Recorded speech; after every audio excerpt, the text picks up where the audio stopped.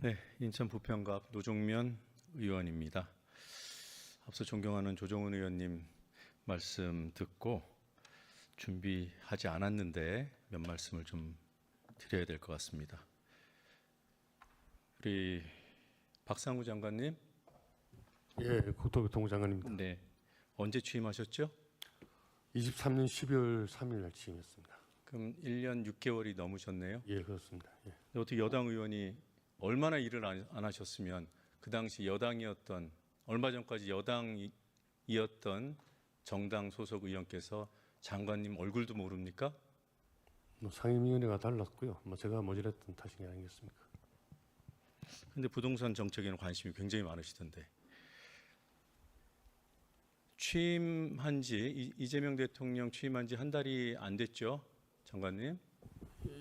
6월 3일, 4일 날 취임식 네. 했으니까요. 예. 그러니까 이재명 정부 출범 한 달이 안 된 상황에서 지금 발생하고 있는 여러 가지 부동산의 문제는 어느 정부의 책임이 있습니까? 시장의 흐름이 물 흐르는 것 같아서 탁 잘라서 어디까지 누구 책임이고 어디까지 누구 책임이라고 이야기하기 어렵다고 생각합니다. 네, 그 말씀은 이해가 됩니다.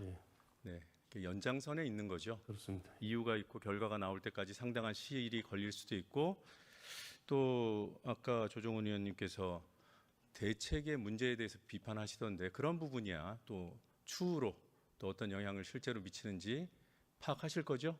당연히 대책이 나오면 시장을 예의주시합니다.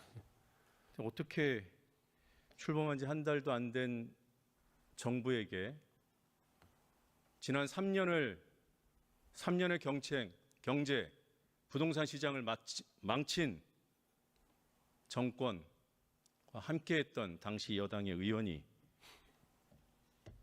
모든 책임을 현 정부에 돌리는, 이게 정치적으로도 논리적으로도 도저히 이해가 안 되고, 조금 전에 다른 말씀하시면서 언급했던 도덕적, 윤리적으로도 타당치 않다, 이런 생각을 할 수밖에 없습니다.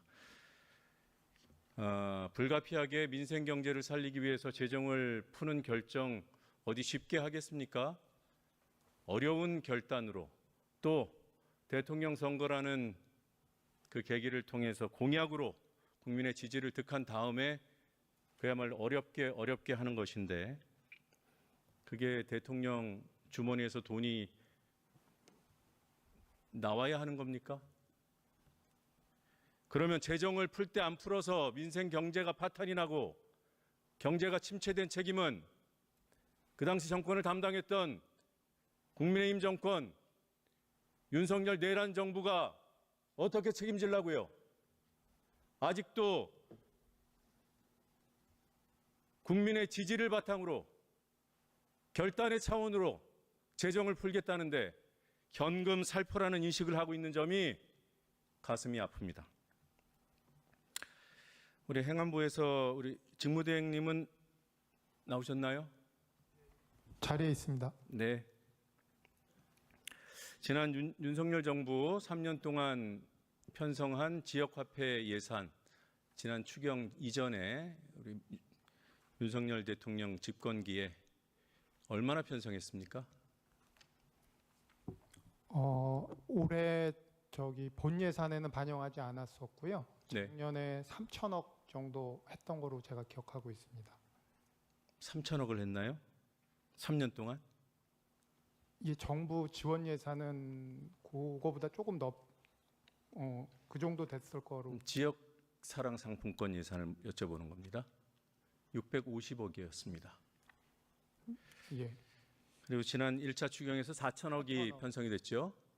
네. 예. 그리고 이번에 6천억을 더해서 올해 1조 원 규모로 확대가 돼 있어요. 예. 예, 많은 분들이 기대를 하고 있습니다.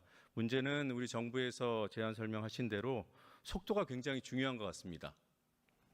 이 할인율을, 지역 화폐를 사용했을 때 부과되는 그 혜택, 할인율, 언제 인상된 올라간 할인율이 적용될 수 있습니까? 이번부터 적용된다고 보시면 됩니다. 네. 그러니까 이번이라 한문. 이제 추경 집행하게 되면은, 그러니까 추경안이 국회를 통과하게 되면 예. 어느 정도 시차가 걸릴 것 같습니까? 최대한 이제 추경 의원님들께서 의결해 주시면요, 저희가 바로 집행 계획이라든지 이런 거 발표하고 네. 빠르면 7월 내에 실시하려고 준비하고 있습니다. 네, 7월 초에 추경안이 통과되면 예, 예. 7월 내에라도 예. 집행될 수 있도록 한다. 할인율이 적용되게 한다. 그거는 이제 민생 회복 소비 쿠폰이고요. 네. 하여튼간 지역화폐 예, 할인율 적용. 할인율 적용은 2차 추경인데 제가 기억하기로는 한 9월 정도에 지금 1차 추경 것도 다 소비가 되지 않았습니다. 그래서 그러면 9월 이후에 가능할 것 같습니다. 예, 그러면 1차 추경으로 인해서 좀 올라간 할인율이 있고요. 이번에 2차 추경이 반영되면 할인율이 더 올라가도록 설계가 되어 네, 있잖아요. 맞습니다. 예. 그러면 1차 추경 그 예산이 다 소진된 다음에라야 인상된 할인율이 적용되는 거예요? 예, 예. 그걸 통합할 수 없습니까? 그거 한번 검토를 해보도록 하겠습니다. 이미 이제 2차 추경이 통과되면 새로운 지역화폐 할인율이 홍보가 될 거 아닙니까? 네네. 그런데 현장에서 사용하면 1차 추경 때 거라서 할인율이 지금은 얼마 안 된다. 그럼 혼란이 오지 않겠어요? 그럼 검토해 주세요. 예, 알겠습니다. 그리고 이런 속도를 내기 위해서는 그 지자체와의 사전 협의가 중요하다고 우리 국회에서 검토 보고를 했습니다. 이 내용 들으셨죠? 예, 예. 지금 사전 협의가 진행되고 있습니까? 예, 그 기재부 중심으로도 지방재정 협의를 6월에 했었고요. 네. 대통령께서 시정연설하기 전에 또 행안부도 시도 부단체장들 통해서 한 2차 기조실장들하고 이렇게 했고 지난주 금요일에도 협의를 좀 했습니다. 네. 이제 지역화폐 할인율이면 국비에서 담당하는 부분이 있고 지자체가 일정한 가이드라인이 있겠지만 자체적으로 또 결정해야 되잖아요. 그러니까 이런 네. 부분이 차질 없이 진행될 수 있다. 협의가 끝났다. 예, 저희가 지방 재정도 열악하긴 합니다만 네. 그래도 가용한 자원을 좀 잘 만들어서 신속하게 추경을 해서 중앙과 정부가 이 어려운 그 경제 상황을 잘 극복해 가자고 했고 일반적으로는 좀 정부 지원이 더 있었으면 하는 그런 여러 가지 의견을 내긴 했는데요. 네. 잘 협조해 주기로 이렇게 지금 진행되고 있습니다. 네. 지역화폐 사용할 때 할인율이 어느 정도 되면 소비 진작 효과가 있다고 파악하고 계십니까? 연구 하는 기관에 따라 조금씩 그 차이는 있습니다만 그래도 다른 그러니까 취약 계층이라든지 소상공인 자영업자에는 효과가 좀 있는 것으로 저희는 보고 있습니다. 그러니까 할인율이 윤석열 정부 들어와서 많이 떨어졌어요. 예산을 덜 주니까 지자체가 혼자 감당하기가 어렵잖아요. 그래서 문재인 정부 때 2자릿수까지 올려놨던 할인율이 한 자릿수로 떨어진 지 오래입니다. 알고 계시죠? 예, 예. 네.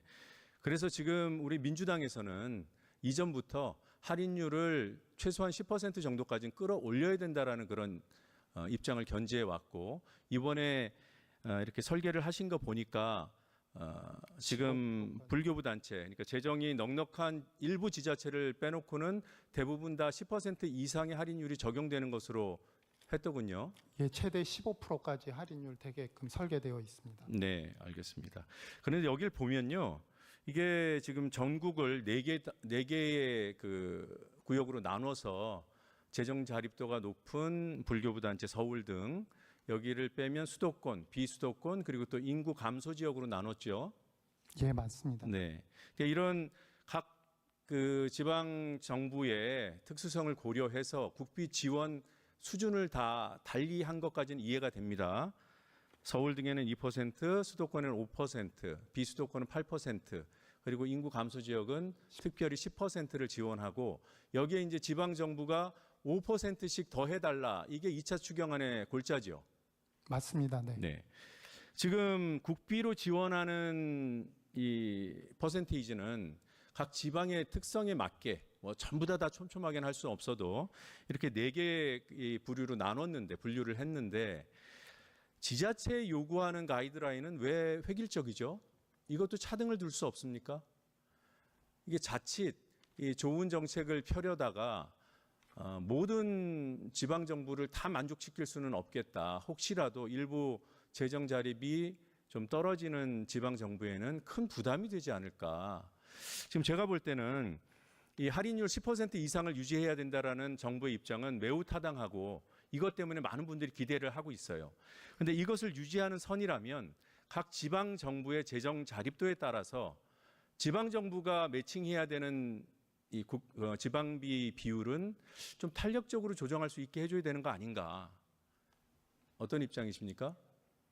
예, 의원님께서 말씀하시는 그 취지에는 그 공감을 합니다만 예. 다만 이제 할인율이 많이 올라가게 될 경우에는 저희가 우려하는 것이 부정 유통으로 이제 해서 네. 하려는 그 기대감도 높아지지 않을까 싶어서 조심스럽게 좀 그런 부분을 함께 잘 고려하도록 하겠습니다.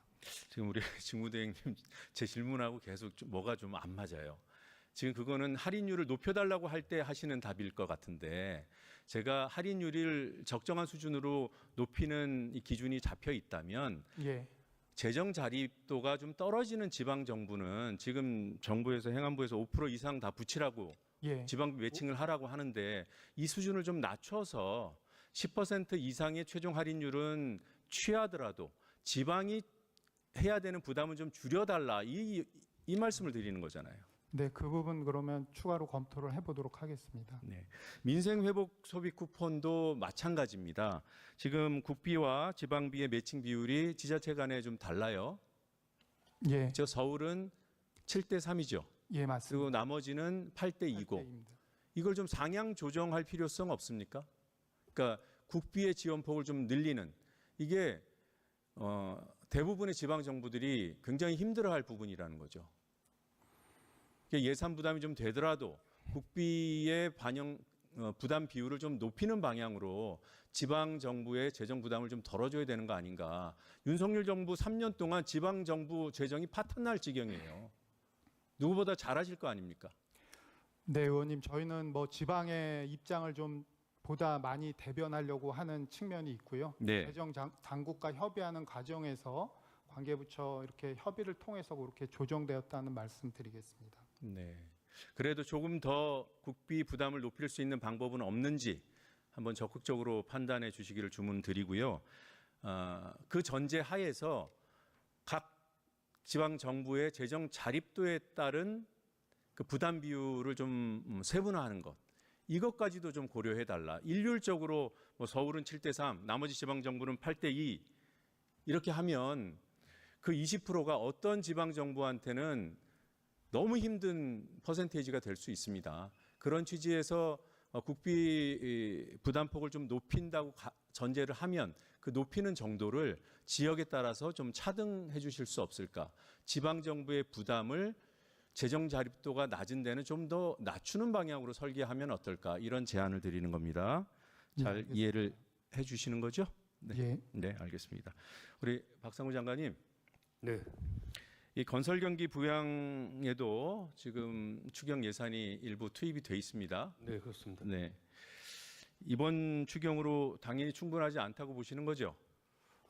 사실은 이제 좀 더 많이 담고 싶었는데요. 네. 집행 가능성을 염두에 두다 보니까 네, 알겠습니다. 제한적인 그래서 이제 추가 대책 꼭 예산으로만 가능할 것인가 이런 고민들을 하게 되는데 그 노후 계획 도시 선도지구 지정된 곳에 재건축 움직임은 좀 활기를 띠고 있습니까? 어떻습니까? 뭐 제대로 대부분 다 정상적으로 추진되고 있습니다. 그렇죠. 예, 거기서 전 좀 힌트를 좀 얻을 수 있다고 봐요. 예, 예. 지금 전국의 노후한 도시, 원도심, 그래서 생활의 불편이 가중돼 있어서 공적으로 뭔가 해결책을 제시해야 되는 곳들이 신도시만 있습니까? 그건 아니죠. 전국 여러 곳에 비슷한 상황이라고 봅니다. 네, 그런 신도시보다 훨씬 더 노후된 전국의 여러 원도심을 정책적으로 지원한다면 지금 노후 계획 도시 사업의 선도지구로 진행된 곳 같은 그런 사업 정상화, 재건축이 좀 더 힘있게 추진될 수 있는 그런 상황이 마련될 수 있지 않겠습니까? 네, 의원님 말씀 기본적으로 동의하는 입장이고요. 네. 예.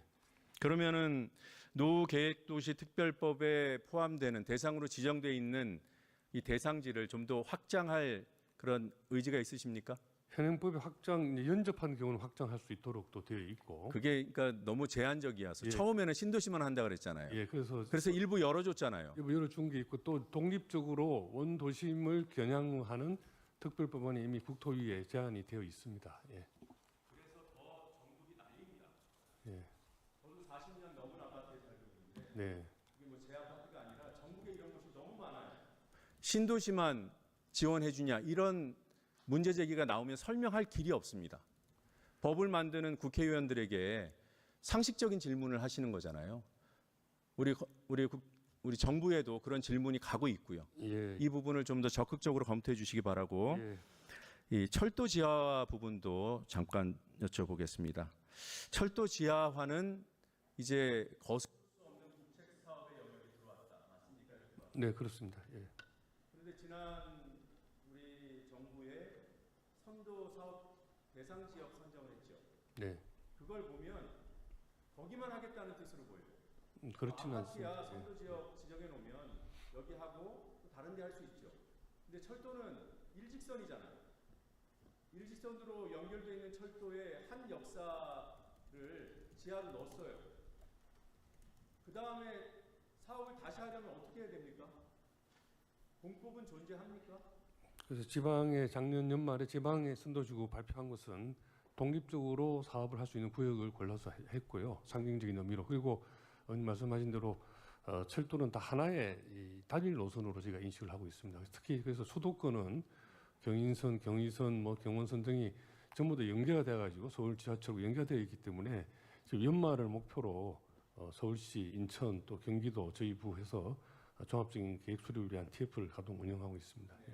전 구간이 동시에 사업 대상이 되어야 되고 계획도 전 구간을 대상으로 할 때 실현 가능성이 있다. 저는 그렇게 봅니다. 정부 입장도 같다는 거죠? 네, 그렇습니다. 예.